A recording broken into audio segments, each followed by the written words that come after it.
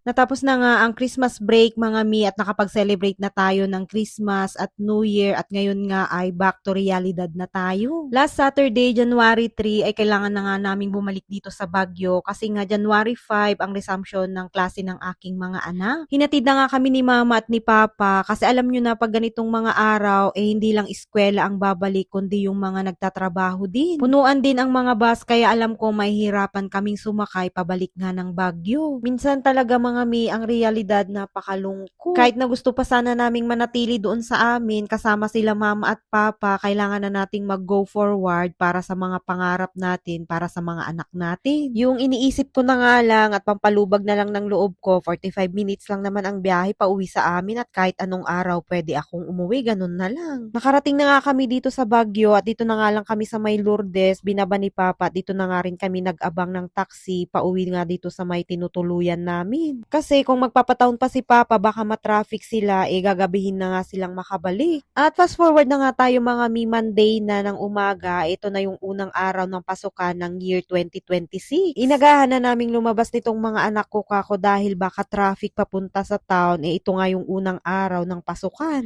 Medyo maluwang na nga rin yung mga daanan, kaya maaga din kaming nakarating dito. Kumpara nung mga holidays, ay nako sobrang traffic. Although hindi naman namin na-experience yung sobrang traffic dito sa Baguio kasi nga nakauwi na din kami doon sa amin sa La Union. Pero nung pag-uwi namin, ay grabe, isang oras kaming nasa taxi. Kasi karamihan na din nung mga turista nung pagbalik namin dito sa Baguio, pauwi na din. Tapos kami pabalik na rin dito, kaya naabutan din namin yung sobrang traffic. Nakarating na nga kami dito sa may cathedral mga mi, tapos sa likod nito ay yung school nga ni Jadsel, pero maaga pa kaya naupo muna kami dito. Si kuya naman ay humiwalay na sa amin at pumasok na rin. Nung time na rin ng pasukan nila Jadsel ay hinatid ko na nga rin siya dito sa may school nila at pumasok na rin siya. Hindi ko na hinintay na mag-flag ceremony sila mga mi dahil tuwing Monday ay may flag ceremony nga sila at dumiretso na nga ako dito sa palengke para bumili naman ng mga kailangan namin doon sa boarding house. Ngayon gusto ko kasing maagang mamalengke para maiuwi ko na doon sa boarding house para maayos ko na tapos susunduin ko na lang siya pagkatapos. Ito lang naman yung mga inaakyat kong mga hagdanan pag papunta nga ako ng palengke mga mi. Ito na siguro yung pinaka-stretching ko every morning mga mi pagpupunta ako dito sa palengke ay ma-stretch lahat ng mga ugat-ugat ko dito sa may mga paa ko. So nandito na nga ako sa may palengke mga mi, nag-ikot-ikot muna ako tapos namili na rin ako ng mga kailangan namin. At ito na nga yung mga napamili ko mga mi, inuwi ko muna dito sa may boarding house namin at inayos ko na rin. Tingnan nyo naman yung itsura ko mga mi after kong mamalengke at makauwi nga dito sa boarding house namin. Haggardness yarn with matching malaking pimple sa noo.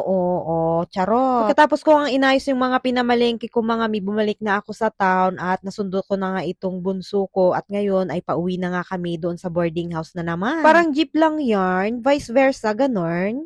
O siya mga mi, hanggang dito na lamang for today's mini vlog serye. Salamat po ulit sa inyong panonood. See you ulit next time. Ingat. God bless.